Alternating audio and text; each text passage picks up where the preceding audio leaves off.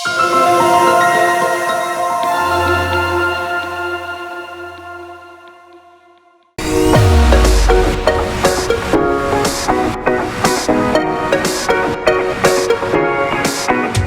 ஆண்டவரே, உமக்கு நன்றிப்பா. ஸ்தோத்திரம் ஸ்தோத்திரம் ஸ்தோத்திரம். ஹல்லேலூயா ஹல்லேலூயா ஹல்லேலூயா. ஸ்தோத்திரம் ஸ்தோத்திரம் ஸ்தோத்திரம். நல்லவரே, மே துதிக்கிறமையா, உமக்கு நன்றியப்பா. இந்த காலை வேளையிலும் நம்முடைய பிள்ளைகள் இந்த வார்த்தை கேட்கின்றார்கள். ஒவ்வொருவரையும் தேவனாகிய கர்த்தர் ஆசீர்வதிக்க வேண்டும் என்று ஜெபிக்கிறேன்ப்பா. நொந்து போன ஒரு பாரத்தோடு இதயத்தோடு ஒருவேளை இருக்கலாம் ஆண்டவரே. நீர் அவர்களை வழி நடத்த வேண்டுமாப்பா. எந்த கவலையானாலும் மாற்ற உங்களால் முடியும்ப்பா. இயேசுவே, நீர் இரக்கம் காட்டுங்கப்பா. ஸ்தோத்திரப்பா. எந்த பயத்தினால மக்கள் இருக்காங்களோ அந்த பயம் இப்பொழுது விலகட்டுமப்பா. மரண பயத்தினால இருக்கிறவங்களுக்கு அந்த மரண பயம் இப்பொழுதே விலகி ஓட வேண்டும் என்று கெஞ்சுகிறேன் ஆண்டவரே. இல்லை ஒரு பண கஷ்டத்தினால, இல்லை நம்ம வெட்கப்பட்டு போகக்கூடிய சூழ்நிலையில் இருக்கோம் அப்படின்னு நினைக்கிறவங்க, அவர்களை நீர் காப்பாற்ற வேண்டுமப்பா. ஜெபம் செய்து சோர்ந்து போன நிலைமையில் இருக்கிற பிள்ளைங்களுடைய வாழ்க்கையில் அவங்களுடைய வாழ்க்கையை துளிர் விட வேண்டும் என்று கெஞ்சுகிறேன் ஆண்டவரே. கெஞ்சி மண்டாடி ஜெபிக்கிறேன்ப்பா. இந்த கிராஸ் டிவியில் மூலமாக இந்த ஊழியம் நடைபெற்று கொண்டு இருக்கின்றது. இந்த ஊழியத்தையும் இங்கே வேலை செய்கின்ற கண்மணி பிள்ளைகளையும் நீர் ஆசீர்வதிக்க வேண்டும். அப்படியே இதை கேட்கின்றவர்களையும் நீர் வழி நடத்த வேண்டும். இதை அறிவிக்கின்ற என்னையும் உங்களை மறைத்து கொண்டு நீர் பேச வேண்டும் ஐயா. ஐயா ஸ்தோத்திரம். மக்களுடைய சஞ்சலங்கள் தவிப்புகள் எல்லாம் எடுத்து போடுங்கப்பா. ஆத்மாவை சஞ்சலப்படுத்தும் சகல கிரியைகளையும் நீர் அழித்து போடு சுவாமி. ஆத்மாவை சஞ்சலப்படுத்தும் கிரியைகளை சங்கரிப்பீராக. ஸ்தோத்திரம். ஒரு விடுதலை இப்பொழுதே உண்டாகட்டும் ஒவ்வொரு மக்களுக்கும், சிறியோர் பெரியோர். ஆண்டவரே, கால் வலியினால் அதிகமான ஒரு கஷ்டம், அலர்ஜினால், பலவிதமான வியாதிகளினால் யார் கஷ்டப்படுறாங்களோ இப்பொழுது நீ விடுதலை ஆக்குமப்பா. ஆத்ம பாரத்தை கொடுங்கப்பா. ஊழியக்காரங்களை வல்லமையாக எடுத்து நாட்களிலே பயன்படுத்துங்க. ஆதிகால அப்போஸ்தல சபையில் நடந்தது போல வல்லமையான ஆண்டவரே ஊழியக்காரர்கள் நாட்களிலே எழும்ப வேண்டும். எலியாவை போல, எலிசாவை போல, பவுலை போல, பேதுருவை போல அக்கினி மயமாக ஆண்டவரை நிற்கக்கூடிய ஊழியர்களை நீர் எழுப்பும் தகப்பனே. ஊழியர்கள் எழும்ப வேண்டுமப்பா. அக்கினி ஜுவாலையாக இருக்க வேண்டுமப்பா. ஆண்டவரே, பரிசுத்தவான்களாய் நிலை நிறுத்துங்கப்பா. பவுலை போல தங்களுடைய உயிரை கூட பணயம் வைப்பதற்கு ஆயத்தமாக இருக்கக்கூடிய வல்லமையான தம்முடைய தாசர்களை நீர் எழுப்பும் இந்த நாட்களில் அப்பா. ஆண்டவரே, உங்களுக்கு நன்றி ஆண்டவரே. பரலோக ராஜ்யம் சமீபமாக இருக்கிறது என்று சொன்ன யோவான் ஸ்நானகரை போல தகப்பனே, தம்முடைய பிள்ளைகள் வாலிபர்கள் இந்த நாளிலே ஊழியர்களாக எழும்பட்டும் ஐயா. எழும்பட்டும் அப்பா. ஸ்தோத்திரம். அக்கினி ஜுவாலைகளாக நிறுத்துங்கப்பா. நன்றி ஆண்டவரே. ஸ்தோத்திரம். மாம்சமான யாவர் மேலும் என் ஆவியை ஊற்றுவேன் என்று சொன்னீரே. மாம்சமான யாவர் மேலும் இப்பொழுது என்னுடைய ஆவியை ஊற்றி அதை பற்றி எரியட்டும் ஐயா. பற்றி எரியட்டும். அநேக ஆண்டவரே பாவத்தில் சாபத்தில் கிடக்கிற மக்களுக்கு விடுதலை உண்டாகத்தக்கதாக நம்முடைய ஊழியர்களை நீர் வல்லமையாக எடுத்து பயன்படுத்த வேண்டும் ஐயா. கெஞ்சுகிறோம் அப்பா. ஸ்தோத்திரம் ஸ்தோத்திரம் ஸ்தோத்திரம். எல்லா சபையில் நடக்கின்ற ஆராதனையில் கர்த்தருடைய பிரசன்ஸ் வெளிப்பட வேண்டும். கர்த்தருடைய மகிமை வெளிப்பட வேண்டும் அப்பா. எல்லாருக்குள்ளும் அக்கினியான அபிஷேகம் இறங்கட்டும் அப்பா. ஆலயத்தைய சபையை நோக்கி வந்து கொண்டிருக்கிற தம்முடைய நாமத்து நிமித்தம் யாரெல்லாம் கர்த்தரை ஆராதிக்காங்களோ அந்த இடங்களிலே உங்களுடைய செயலாற்றுதல் தம்முடைய ஊழிய கரங்களுக்குள்ளே இருந்து வெளிப்படும்படிக்கு நாங்கள் ஜெபிக்கிறேன் ஐயா. ஐயா, உமக்கு ஸ்தோத்திரம் ஸ்தோத்திரப்பா. சத்தியத்தை ஆண்டவரை மக்கள் அறிவிக்க ஆண்டவரை நீர் கிருபை செய்யுங்கப்பா.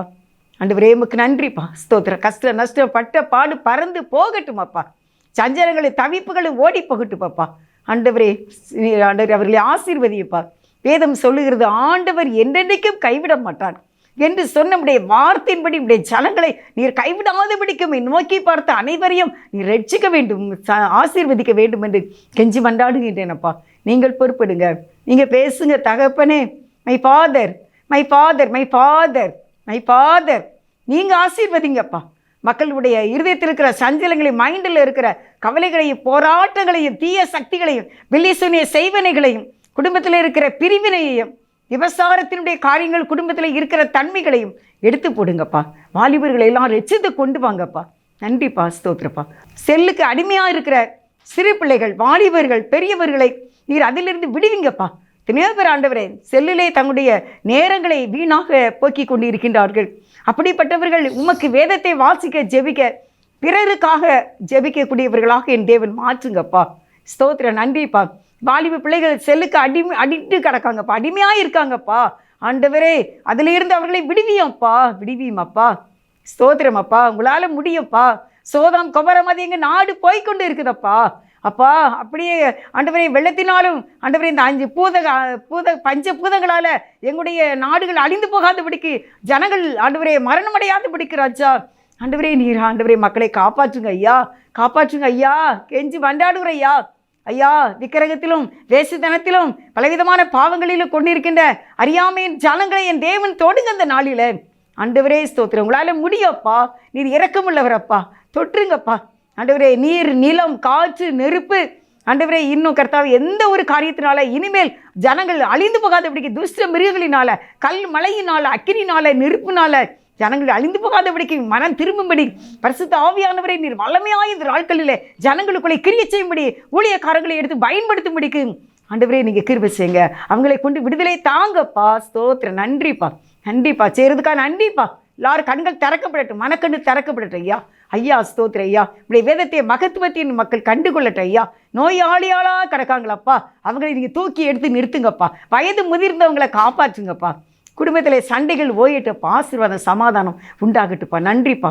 படிப்பு வேலை எல்லாம் ஆசீர்வதிங்க. குழந்தை பாக்கியம் கொடுங்கப்பா. திருமண காரியங்கள் நடக்கட்டும். பிரிந்திருக்கிற குடும்பங்கள் இணைந்து வாழட்டும். ஆசீர்வதிய நன்றி இயேசுவின் நாமத்தில் நல்ல பிதாவே, ஆமென், ஆமென். கர்த்தருக்கு ஸ்தோத்திரம். அருமையானவர்களே, இந்த அருமையான நேரத்தில் தேவனுடைய ஆவியானவர் உங்களுக்குள்ளே செயலாற்றி இருக்கிறார் என்று நான் நம்புகிறேன். வேதம் சொல்லுகிறது தலைப்பாக, என் பிதாவின் முன்பாக அறிக்கை பண்ணுவேன், என் பிதாவின் முன்பாக அறிக்கை பண்ணுவேன் என்ற தலைப்பின் கீழ் தேவனுடைய பெரிதான கிருபையினாலும் அவருடைய ஆவியினாலும் இந்த வார்த்தையை உங்களுக்கு அறிவிக்கின்றேன். நீங்கள் காப்பாற்றப்பட வேண்டும், நீங்கள் ஆசீர்வதிக்கப்பட வேண்டும். யாரை யாரை? மத்தேயு 10வது அதிகாரம் 32வது வசனம். மனுஷர் முன்பாக என்னை அறிக்கை பண்ணுகிறவன் எவனோ அவனை நானும் பரலோகத்தில் இருக்கிற என் பிதாவின் முன்பாக அறிக்கை பண்ணுவேன், என் பிதாவின் முன்பாக அறிக்கை பண்ணுவேன் என்று ஆண்டவர் சொல்லியிருக்காங்க. அப்போ யாரை அறிக்கை பண்ணுவார் அப்படின்னா, ஆண்டவருடைய நாமத்தை இந்த பூமியில் அறிவிக்கிறவங்க தான். அதாவது தேவனுடைய பிள்ளை தான், நான் இயேசுவனுடைய பிள்ளை தான் என்று யார் அறிவிக்கிறார்களோ அவர்களை மனுஷர் முன்பாக மறுதளிக்காதபடிக்கு அறிக்கை செய்கிறவர்களை ஆண்டவர் ஒரு நாள் பரலோக ராஜ்யத்தில் அவர் சொல்வார்.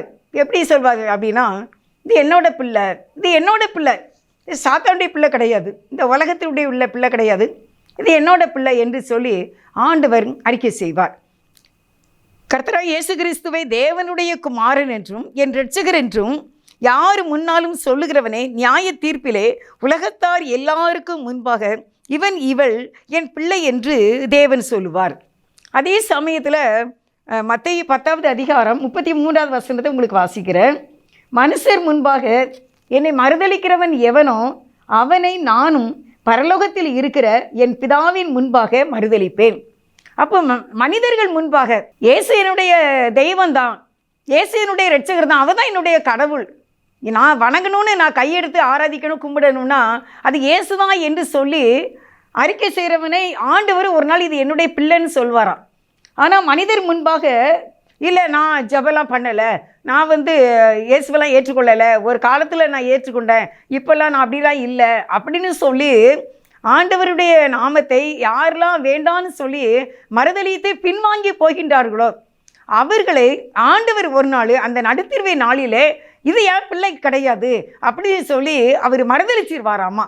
இந்த உலகத்தில் அவருக்குன்னு நான் இருக்கேன், நான் மரணமானாலும் ஜீவன் ஆனாலும் நிகழ்காரியங்கள் ஆனாலும் வருக்காரியங்கள் ஆனாலும் என்னன்னாலும் எனக்கு இயேசு தான் எனக்கு வேண்டும், என் மரண பரியந்தமும் எனக்கு இயேசு வேண்டும் என்று யார் சோர்ந்து போகாமல் ஆண்டவரை நேசிக்காங்களோ அவங்கள தான் அவர் நேசிப்பார். அவரும் அறிக்கை பண்ணுவாராமா, இல்லை எனக்குலாம் வேண்டாம், நான் ரொம்ப சோர்ந்துட்டேன், நான் ரொம்ப கவலையில் இதாகிட்டேன், என்னுடைய கஷ்டம் எனக்கு தாங்க முடியல, அதனால் இப்போ நான் ப்ரேயர்லாம் பண்ணலை, நான் ஆலயத்துக்கெலாம் போகலை, நான் ஊழியெல்லாம் செய்யலை அப்படின்னு சொல்லி சோர்ந்து போயிட்டீங்கன்னா தேவனை ஒரு நாள் எல்லாருக்கும் முன்பாக உலகத்தார், அதாவது என்ன சொல்லியிருக்கு அப்படின்னா மத்தேயு 10வது அதிகாரம் 33வது வசனம், மனுஷர் முன்பாக என்னை மறுதலிக்கிறவன் எவனோ அவனை நானும் பரலோகத்தில் இருக்கிற என் பிதாவின் முன்பாக மறுதலிப்பேன். இவன் எனக்கு கிடையாது, இவனை எனக்கு தெரியாது என்று சொல்லி விடுவாராமா. அருமையானவர்களே, இந்த நாளில் நாம் அப்படிப்பட்டவர்களாக ஆகிவிடக்கூடாது. மனிதர் முன்பாக நாம் அறிக்கை பண்ணப்படக்கூடியவர்களாக இயேசுவை அறிக்கை செய்ய வேண்டும் என்று வேதம் இன்றைக்கு நமக்கு சொல்லுகிறது. நான் நடந்த ஒரு உண்மையான ஒரு காரியத்தை இன்றைக்கு உங்களுடைய மத்தியிலே நான் சொல்ல இருக்கின்றேன். 1945 ஆண்டு ருமேனியா தேசத்தை ருமேனியா அரசாங்கத்தை பொது உடைமை கொள்கையை கைப்பற்றினார். 1945 ஆண்டு ருமேனியா அரசாங்கத்தை பொது உடைமையாளர்கள் கைப்பற்றினார்கள். அது முதலாம் உலக மகா யுத்தம் அப்படின்னு சொல்கிறாங்க. உலக மகா யுத்தம் அந்த காலத்தில் என்ன அப்படின்னா, அந்த பொது உடைமையாளர்கள் இயேசு கிறிஸ்துவை ஆராதித்து கொண்டிருக்கிற ஜெபிக்கின்ற ஊழியக்காரர்களையும் தேவனுடைய பிள்ளைகளையும் அவர்கள் சிறைப்பிடித்து ஜெயிலில் போட்டிருக்காங்க. அந்த உண்மையாக நடந்த சரித்திரமான காரியத்தை நான் சொல்லி கொண்டு இருக்கின்றேன். அப்படி இருக்கும்போது ரிச்சர்ட் உம்ப்ராண்ட் என்கிறதான ஒரு தேவனுடைய மனுஷன் அவர் ரட்சிக்கப்பட்டிருக்கார். அவர் அநேக மக்களை அவர் சந்தித்து வழிநடத்தி இருக்கின்றார். அவருடைய சாட்சியின் வரலாறை உங்களுக்கு நான் சொல்லுகின்றேன். அந்த ரிச்சர்ட் உம்ப்ராண்டுங்கிறவர் யூதன். அந்த யூதன் அவர் அந்த நாட்களிலே இந்த பொது உடைமை கொள்கைகளை பற்றி கடவுள் இல்லை என்று எல்லாருக்கும் எங்கே பார்த்தாலும் அதுக்குரிய புத்தகங்கள் தான் இருக்குமா. எந்த ஒரு வாசகசாலை அங்கே போனாலும் சரி, எந்த இடத்துக்கு போனாலும் சரி, கடவுள் இல்லை என்கிற அந்த புத்தகங்களை அதிகமாக அடுக்கி வைத்திருப்பார்களாம். அதனால் இராணுவத்திலையும் அதே பயிற்சி தான், கடவுள் இல்லை அப்படின்னு சொல்லி அந்த நாட்டில் உள்ள அந்த பொது உடைமைக்காரர்கள் அவங்க தான் கடவுள் அப்படிங்கிற மாதிரி சொல்லி கொடுத்துட்டு இருந்தாங்களாமா. அப்படிப்பட்ட நாட்களிலே இந்த யூதனுக்கு கூட நம்ம யூதன் இயேசு நம்முடைய இந்த இனத்தில் தான் வந்தார் அப்படிங்கிறது கூட அவருக்கு தெரியாமல் அந்த பொது உடைமை கொள்கையில் அவரும் அப்படியே இருந்துகிட்டு ஆனாலும் மனசில் இராணுவத்தில் அவர் சேர்ந்து அந்த பொது உடைமை கொள்கைக்கு போனாலும் அவருக்கு சமாதானம் இல்லையாமா. அப்போ அவர் என்ன செய்திருக்காரு, மற்ற எல்லா இதுலேயுமே அவர் போய் பார்த்துருக்காரு, ஆனாலும் சமாதானம் இல்லை. ஒரு நாள் அவர் தன்னை அறியாமலேயே அந்த ருமேனியாவில் எத்தனையோ கிராமங்கள் இருக்குன்னு நான் அந்த புஸ்தகத்தில் படித்தேன்.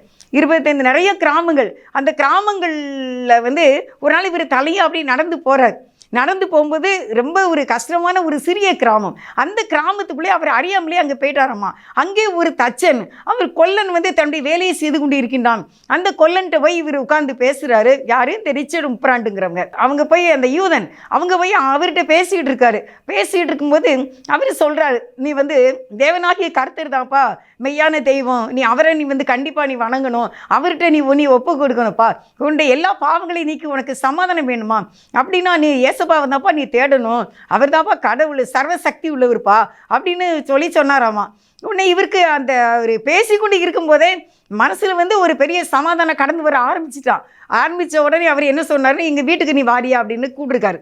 உடனே சரின்னு சொல்லிட்டு இந்த ரிச்சர்ட் உம்ப்ராண்டுங்கிறவங்க அவர் கூட வீட்டுக்கு போயிருக்காங்க. அவர் மனைவி பிள்ளைகளோடு இருந்திருக்காரு. அவருக்கு சாப்பாடெல்லாம் கொடுத்துருக்காங்க. அவங்க எல்லாரும் சொல்லியிருக்காங்க, நீங்கள் இயேசுவை தான் நீங்கள் வணங்கணும், அவரை நீங்கள் தொழுது கொள்ளுங்க, அவர் கண்டிப்பாக உங்களை ஆசீர்வதிப்பார் அப்படின்னு சொல்லி ஒரு வேதாகமத்தை பைபிளில் அவர் கையில் கொடுத்துருக்காங்க. அப்போ அவர் அதை திறந்து பார்க்கும்போது அதை வாசிக்கும்போது சொல்கிறாரு, அவர் கொடுத்த அந்த பைபிளில் கோடு போடாத இடமே இல்லையாமா. அந்த ஒவ்வொரு பக்கமும் கண்ணீர் வடித்து அந்த பேப்பர் கண்ணீரினால் நீங்கள் பார்த்துருப்பீங்க. நம்ம ஒரு புத்தகத்தில் லேசாக தண்ணி பட்டாலும் அந்த பேப்பர் நைஸாக இருக்குதுல்ல, அது படபடன்னு இருக்குங்களா, அதே போல் இந்த அவர் கொடுத்த வேதாகமத்தின் ஒவ்வொரு பக்கத்தையும் பார்த்தீங்கன்னா எல்லாமே அவருடைய கண்ணீரில் நனைஞ்சு இருந்துச்சாமா. அந்த பைபிள் அப்படியே அதை எடுக்கும்போது அதில் இருந்து ஒரு பெரிய ஒளி வீசிச்சாமா. அந்த வேதத்தினுடைய ஒவ்வொரு வார்த்தையும் அவருக்கு எப்படின்னே சொல்ல முடியாதான், அப்படி இருந்துச்சாமா. உடனே இவருக்கு இதை நம்ம வாசிக்கணும், இதன்படி நம்ம நடக்கணும், இதன்படி நம்ம வாழணும் அப்படிங்கிற ஒரு பயங்கரமான ஆதங்கம் அவருக்கு வந்துச்சாமா. அப்புறம் அவர் தன்னுடைய வீட்டுக்கு அவர் ஆண்டவரை ஏற்றுக்கொண்டு அவருடைய மனைவி ரட்சிக்கப்பட்டு இவரும் ரட்சிக்கப்பட்டு பிள்ளைகளும் ரட்சிக்கப்பட்டு ஆண்டவருக்குள்ளே இருக்கும்போது அவங்க நிறைய பேரை சந்திச்சிருக்காங்க.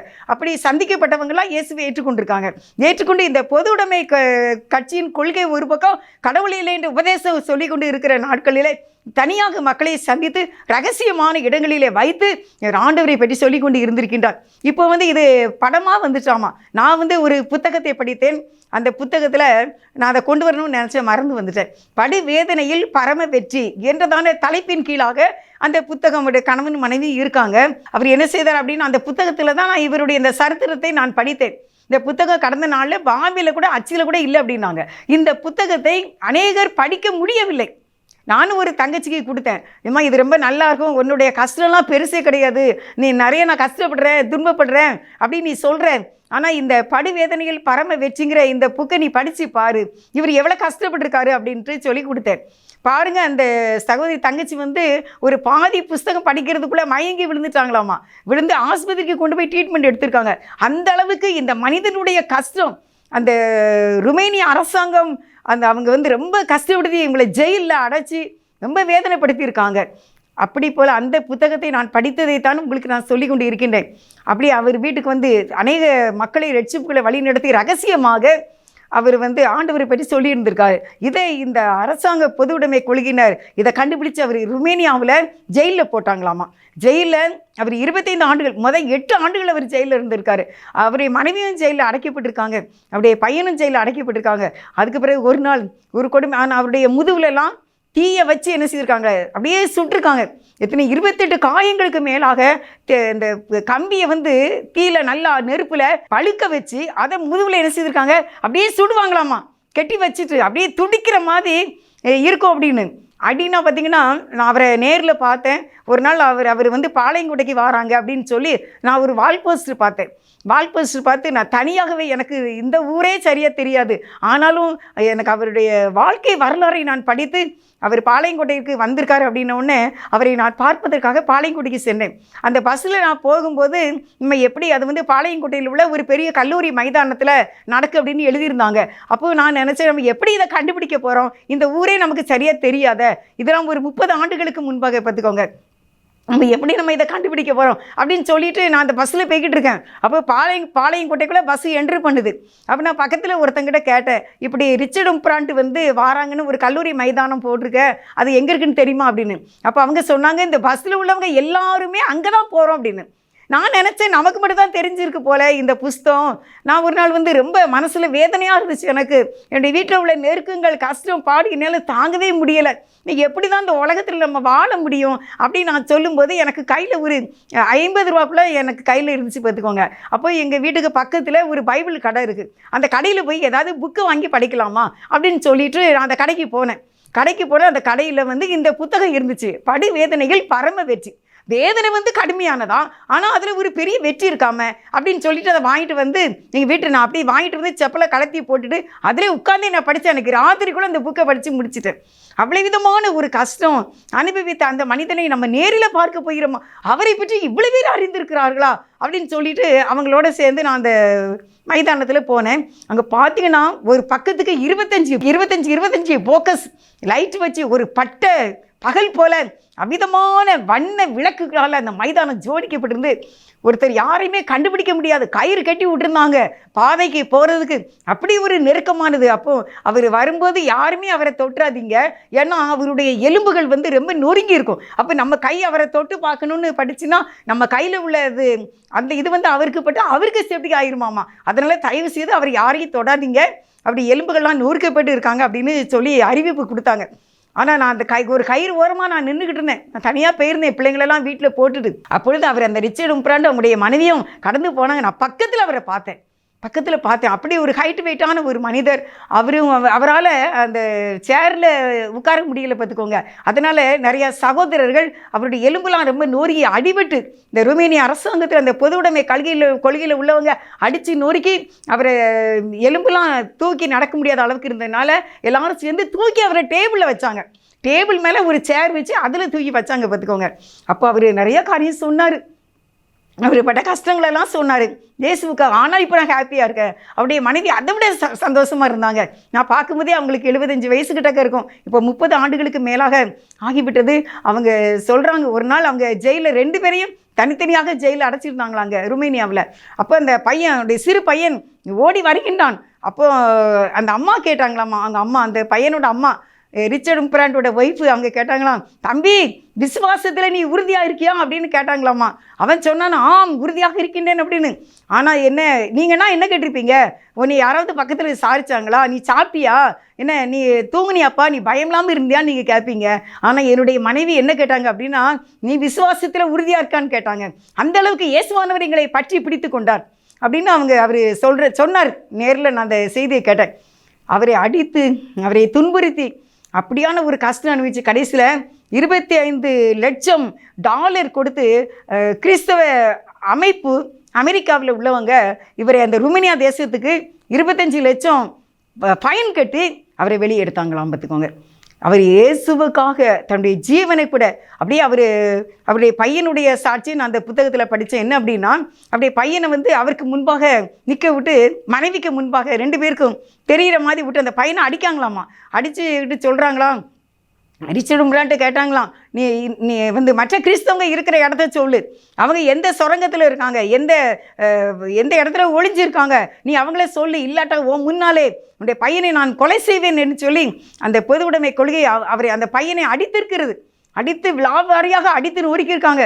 அப்படியே அவர் ஒரு நிமிஷம் அப்படியே மௌனமாக இருந்தாராம்மா.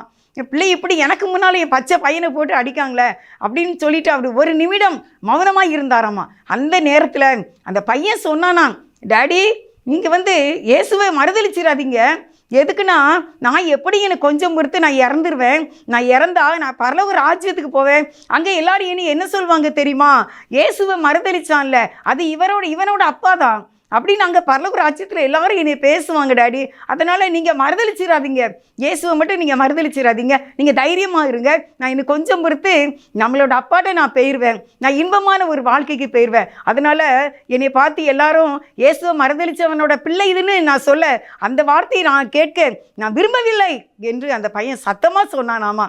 உடனே அவர் இயேசுதான் என்னுடைய தெய்வம் என்று அவர் மீண்டுமா சொன்னாராம். உடனே அந்த இடத்துல அந்த பையனுடைய தலையை, கணவன் மனைவி இருக்கிற இடத்துல அந்த பையனுடைய தலையை வெட்டி விட்டு கொன்று போட்டார்களாம். பாருங்க எப்படியாக மனிதர் முன்பாக அவர்கள் அறிக்கை செய்தார்கள். மீண்டுமாக அவர் எத்தனை ஆண்டுகள் இந்த பூமியில் உயிரோடு வாழ்ந்ததை நான் கண்ணால் பார்த்தேன். அவரை நான் தொடக்கூடாதுன்னு சொன்னாங்க. அப்படிப்பட்ட ஒரு பாடுகளை அவர் அனுபவித்தார். அருமையானவர்களே, இன்றைக்கு அவங்க சொல்லுவாங்களா, மனைவி நீங்கள் நான் ரொம்ப ஸ்ட்ராங்காக இருக்கேன், நீங்கள் எனக்காக என் பிள்ளைக்காக நீங்கள் ஒரு கோழை புருஷனாக எனக்கு இருக்கக்கூடாது, அதை நான் விரும்பவே இல்லை, நீங்கள் கிறிஸ்துவுக்காக உள்ள ஒரு வீர புருஷனாக இருக்க வேண்டும் என்று அவர்கள் சொன்னார்கள் என்று அந்த செய்தியில் அவங்க அன்றைக்கி பேசினாங்க. பார்த்துக்கோங்க, இன்றைக்கி நம்முடைய வாழ்க்கையில் என்ன, இயேசுவுக்காக, ஏனென்றால் ஒரு நாள் நமக்கு நடுத்தீர்வை நாள் ஒன்று இருக்கின்றது. அன்றைக்கு அவர் எல்லாருக்கும் முன்பாக நம்மை என்னுடைய பிள்ளை என்று சொல்ல வேண்டும். அதுதான் மெயினான ஒரு காரியம். என்னதான் இவர் அடைச்சி எவ்வளோ சித்திரவதை பண்ணாங்க, மனைவியை ஜெயிலில் அடைச்சாங்க, இருந்தாலும் அவர் ஆண்டவரை மறுதளிக்கவே இல்லை. கடைசி வரைக்கும் இந்த இயேசுதான் தெய்வம் என்று அவர் சாட்சியாக இருந்ததுனால இந்த உலகத்தில் அவங்க சந்தோஷமான ஒரு வாழ்க்கை, அவங்க மூலமாக அநேகர் ரட்சிக்கப்பட்டார்கள். அதனால் அருமையானவர்களே, இன்றைக்கு நம்முடைய வாழ்க்கையில் கர்த்தர் நமக்கு சொல்லுகின்றார்.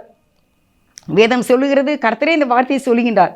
மனிதர்கள் முன்பாக மத்தேயு 10வது அதிகாரம் 32வது வசனம், மனுஷர் முன்பாக என்னை அறிக்கை பண்ணுகிறவன் எவனோ அவனை நானும் பரலோகத்தில் இருக்கிற என் பிதாவின் முன்பாக அறிக்கை பண்ணுவேன். இன்றைக்கு கர்த்தர் நம்மை அறிக்கை பண்ண வேண்டும். கண்டிப்பாக அதுக்காகவே இந்த வாழ்க்கை நான் வாழ்வேன். பவுல் சொல்கிறாரு, நிகழ் காரியங்களானாலும் வரு காரியங்களானாலும் மரணமானாலும் ஜீவனானாலும் நிர்வாணிகள் ஆனாலும் பசியானாலும் பட்டினியானாலும் பஞ்சமானாலும் மனிதர்களானாலும் தேவ தூதர்களானாலும் எந்த அதிகாரியானாலும் என் இயேசுவின் அன்பை விட்டு நிர்வாணம் கூட வந்தால் கூட நான் இயேசுவின் அன்பை விட்டு என்னை பிரிக்க முடியாது. என்னை நிர்வாணம் பண்ணிவிட்டு நீ இயேசு மறுதளிக்கணும் அப்படின்னா கூட நான் மறுதளிக்க மாட்டேன். எனக்கு நீங்கள் என்னுடைய ஆடையை கொடுத்துரு, நான் இயேசு மறுதளிக்கேன் அப்படின்னு கூட நான் சொல்ல மாட்டேன். அந்த நிர்வாணம் கூட அது நிமித்தமாக கூட நான் இயேசுவை மறுதளிக்க மாட்டேன் என்று சொல்லுகின்றார். அருமையானவர்களே, அதனால் இன்றைக்கி நம்ம ஆண்டவருக்குள்ளாக நம்ம எப்படி அவருக்குள்ளே நம்ம இருக்கின்றோம் அப்படிங்கிறத உங்களுக்கு நான் இன்றைக்கி நான் சொல்லிக்கொண்டு இருக்கின்றேன். கர்த்தருடைய பிள்ளைகளாக இருக்கிறோம். நம்ம அவருக்காக கடைசி வரைக்கும் நம்முடைய மூச்சு அவருக்காக தான். ஏனென்றால் அவர் ஒரு நாள் நம்மை மறுதளிச்சிடக்கூடாது. இந்த வார்த்தை என்னை அதிகமாக தொட்டதுனால இன்றைக்கி நான் உங்களுக்கு இந்த வார்த்தையை நான் சொல்லிக்கொண்டு இருக்கின்றேன். நம்ம எவ்வளவாய் தேவனை நம்ம அறிக்கை பண்ணுகிறோமோ அவ்வளவாய் நம்முடைய வாழ்க்கையில் நம்ம உயர்வோம். எவ்வளவாய் அவருக்காக நம்ம சாட்சியாக வாழ்கின்றோமோ அவ்வளவுக்காக நம்முடைய வாழ்க்கை தரம் உயரும். உங்களுடைய 1000 தலைமுறை கண்டிப்பாக இரக்கம் பெறும். அதனால் அவரை அறிவிக்க நீங்கள் பயப்படாதிருங்க. அவருக்காக வாழ்வதற்கு இங்கே பயப்படாதிருங்க. அவர்கிட்ட நம்மை அர்ப்பணிக்க வேண்டும். அவர்கிட்ட நம்மை ஒப்பு கொடுக்க வேண்டும். அருமையானவர்களை, இந்த நாளில் அதை தான் உங்களுக்கு நான் சொல்லிக்கொண்டு இருக்கிறேன். எப்படியாவது நம்ம ஆண்டவருக்காக நம்ம ஜீவிக்க வேண்டும். அவருடைய பிள்ளையாக நம்ம வாழ்வதற்கு முயற்சி செய்ய வேண்டும். கடைசி பரியந்தம் இந்த உலகம் ஒரு நாள் நம்மளை மரணம் சந்திக்க தான் செய்யும். முதுமை ஒன்று, மரணம் ஒன்று, நம்ம கேட்காமலே அது வந்துக்கிட்டே தான் இருக்கும். அதனால் நம்முடைய வாழ்க்கை ஒவ்வொரு நாளும் கடந்து போகும். ஒவ்வொரு நாள் நம்ம கேலண்டரில் ஒரு பேப்பரை கிளிக்கும் போதெல்லாம் நம்முடைய வாழ்க்கை பயணத்தினுடைய முடிவின் எழுதிக்கு தான் நம்ம போய்கொண்டே இருப்போம். இந்த உலகத்தில் யாருமே நிரந்தரமாக இருந்ததில்லை, யாருமே கிடையாது. எப்படினாலும் பிறந்தா ஒரு நாள் நம்முடைய ராஜ்யத்துக்கு, நம்ம சொந்த வீட்டுக்கு நம்ம போக தான் போகிறோம். அதனால் அதுக்கு வரைக்கும் இயேசுவுக்காக நம்ம எவ்வளவு ஜெபம் பண்ண வேண்டும், எவ்வளவு நேரத்தை நம்ம அவருக்காக கொடுக்க வேண்டும் என்று நம்ம சிந்தித்து செயல்பட வேண்டும். அப்படிப்பட்ட ஒரு காலகட்டத்தில் நம்ம வந்திருக்கோம். அவர் சீக்கிரம் வருவார். எப்போ வருவார்னு சொல்ல முடியாது. நம்ம ஒவ்வொரு நாளும் அதை தான் நம்ம நினச்சி ஏங்கிக்கிட்டு இருக்கோம். ஆண்டவர் நீங்கள் எப்போ வருவீங்க, நீங்கள் எப்போ வருவீங்க அப்படின்னு சொல்லிட்டு அவருடைய ரகசிய வருகைக்கு எல்லாரும் ஆயத்தமாகி கொண்டிருக்கின்றார்கள். நீங்கள் எல்லாருமே பாவம் செய்து கெட்டு போயிட்டாங்க, எல்லாருமே பாவத்தில் தான் வாழ்கிறாங்கன்னு நினைக்காதீங்க.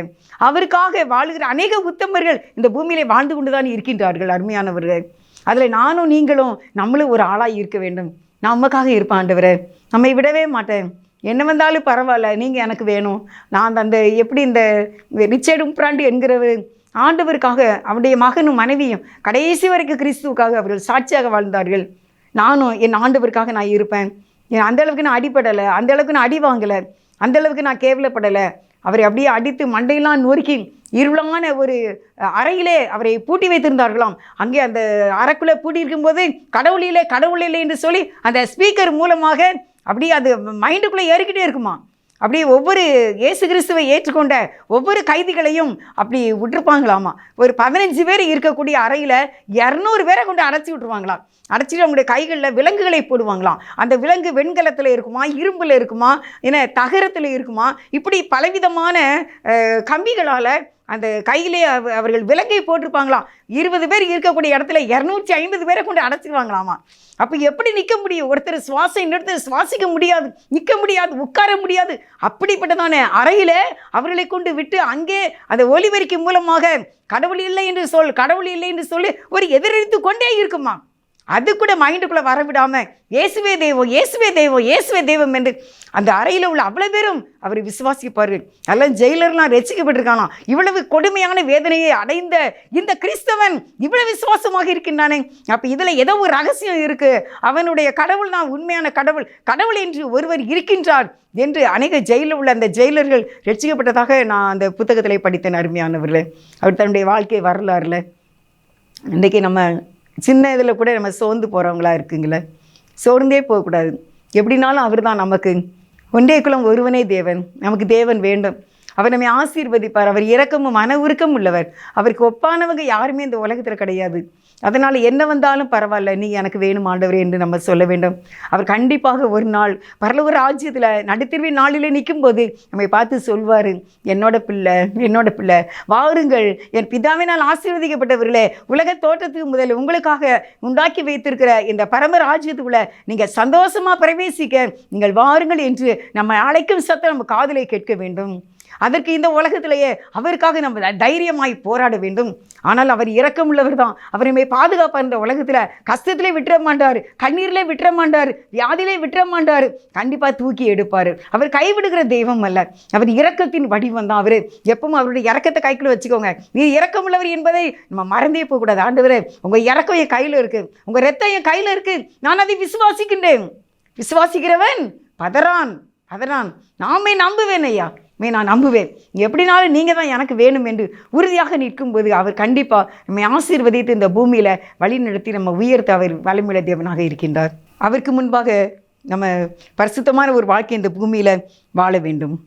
எத்தனை இன்னல்கள் என் வாழ்வில் வந்தாலும் உம்மை பிரியேன் ஐயா, எத்தனை இன்னல்கள் என் வாழ்வில் வந்தாலும் உம்மை பிரியேன் ஐயா, இரத்தமே சிந்தி சாட்சியாய் வாழ்வேன் நிச்சயம் நிச்சயமே. இரட்சகரே இயேசுநாதா ஆராதனை ஆராதனை, இரட்சகரே இயேசுநாதா ஆராதனை ஆராதனை. நேசரேவும் தீரு பாதம் அமர்ந்தேன் நிம்மாதி நிம்மாதியே, நேசரேவும் தீரு பாதம் அமர்ந்தேன் நிம்மாதி நிம்மாதியே. ஆர்வமுடனே பாடி துதிப்பேன். ஆனந்தம் ஆனந்தமே, ஆர்வமுடனே பாடி துதிப்பேன். ஆனந்தம் ஆனந்தமே, அடைக்கலமே அதிசயமே, ஆராதனை ஆராதனை, அதிசயமே அடைக்கலமே, ஆராதனை ஆராதனை. ஸ்தோத்திரப்பா. நல்ல ஆண்டவரே, உமக்கு நன்றிப்பா. மனிதர் முன்பாக என்னை அறிக்கை பண்ணுகிறவனை நானும் பரலோகத்தில் இருக்கிற என் பிதாவின் முன்பாக அறிக்கை பண்ணுவேன். மனிதர் முன்பாக என்னை மறுதளிக்கிறவனை நானும் பரலோக ராஜ்யத்தில் என் பிதாவுக்கு முன்பாக மறுதளிப்பேன் என்று சொல்லி இருக்கின்றேன். ஆண்டவரே, நாங்கள் இந்த 2வது கேட்டகரியில் போகாமல் ஆண்டவரே, முதலாவது சொன்ன வசனத்தின்படி மத்தேயு 10:32 படி நாங்கள் உம்மை எல்லா மனுஷருக்கும் முன்பாக இயேசுவே எனது தலைவன், இயேசுவே எனது இரட்சகர், இயேசுவே எனது ஆண்டவர், இயேசுவே என்னுடைய தேவன் என்று அறிக்கை செய்து நாங்கள் பரலோக ராஜ்யத்தை சுதந்திரிக்க ஆண்டவரை நிச்சயத்தோடு நாங்கள் இந்த பூமியிலே உமக்காக தொடர்ந்து நிலை நிற்க, உறுதியாய் நிற்க மாத்திரம் நீர் எங்களுக்கு பலன் தார். நாங்கள் அறிக்கை பண்ணிக்கொண்டே இருந்து ஆண்டவரே உம்மை சுதந்திரிக்க, உம்மை காண உதவி செய்ய வேண்டும் என்று மனத்தாழ்மையோடு இந்த ஜெபத்தை ஏறெடுக்கின்றேன். ஜீவனுள்ள நல்ல பிதாவே, ஆமேன் ஆமேன். கர்த்தர் உங்களை ஆசீர்வதிப்பாராக.